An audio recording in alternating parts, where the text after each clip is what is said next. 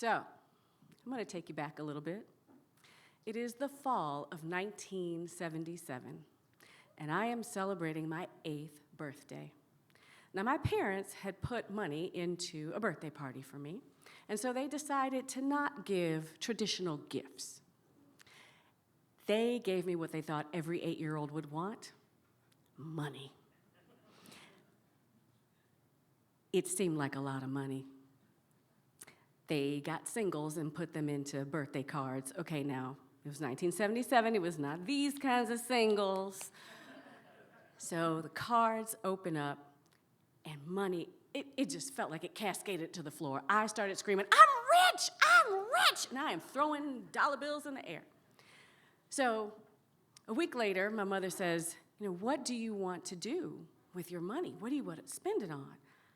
There was absolutely not one doubt in my mind how that money was going to be spent.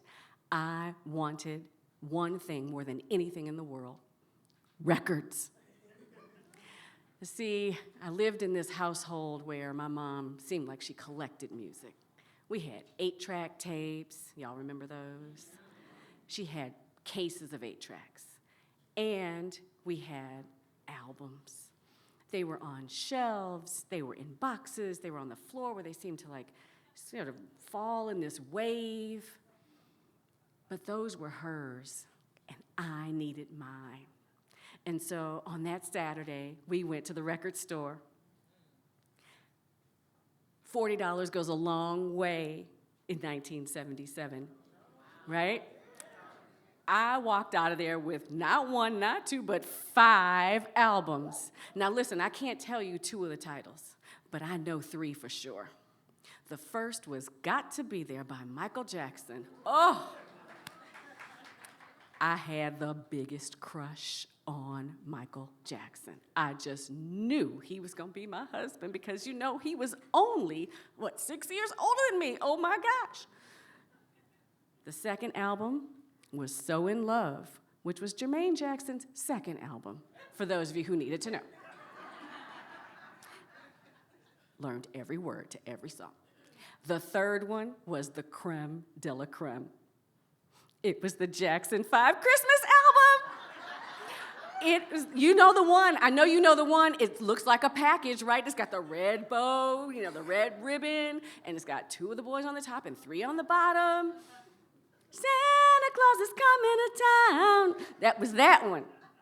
Oh my goodness, you could not, as my aunt used to say, hit me in the ass with a little red apple. I was so happy. And I would listen to these albums over and over and over and over again. Music was my babysitter. I was a latchkey kid. So I'd get home after school. I would do my reading. I'd do my homework, watch a little ABC after school special, and put records on the stereo. Denise Williams was singing to me about being free. Shaka Khan and Rufus would talk to me about telling them something good. And I did not know what Billy Paul had going on with Mrs. Jones. But I was down for hearing all about it. So those were the weekdays, and then came the weekends. Now, most of the time, I was in one of 2 places. I was either with my cousin Erica, fighting over who got to put the spindle in the middle of the 45, right? Writing down the words to the songs because we could make sure we really understood what they said. Or I was at my best friend Pam Siegel's house, waiting for the latest video to drop on this new thing called MTV. Billie Jean. Oh my goodness. The biggest event in our lives was when Thriller debuted. Oh, you remember? Man, she had a twin bed. We crawled up in that twin bed. We were laying on our bellies. We were watching it. It was the biggest and best thing we'd ever seen. It was like part music video, part acting and cinematic, masterpiece. And then there was the dancing. Oh, right. We were so into it. We also Stayed awake till midnight to hear Erotic City debut on the radio. Yeah, we had to do that at her house because I swear my mama would have beat the hell out of me listening to that filth, but it was good, y'all, it was good. And then on Sundays, there was a mix. By this time, I'm in high school, right? So we're going to church. I'm gonna come back to that in a second. But Sunday nights was at Rainbow Roller Rink where they had the Battle of the High Schools. And for the last 30 minutes, you take off your roller skates and just dance to the house music. It was the best. But before that, I'd go to church. Now, throughout the week, I had music in my life, not the same way that I had before where I was listening to the records every night, but I was in the choir. And so at church, I was also in what passed as a choir at our church. See, our church didn't believe in instrumentation in music. We had Brother Joseph with the pitch pipe. I heard that. And he would keep time with his foot and his hand, and that was it. But there were these beautiful melodies and harmonies, and I just loved being a part of it. And so when I, as a young adult, had the opportunity to stand up there and sing with him, I thought it was the best thing ever.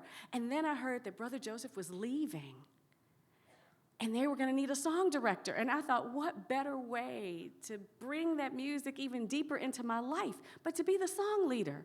And so I raised my hand. I was like, oh, I want to be the song leader. And they looked at me and said, no, daughter, women aren't allowed in the pulpit. Come say what now? No, you can't be song leader. It was my last time in a church choir.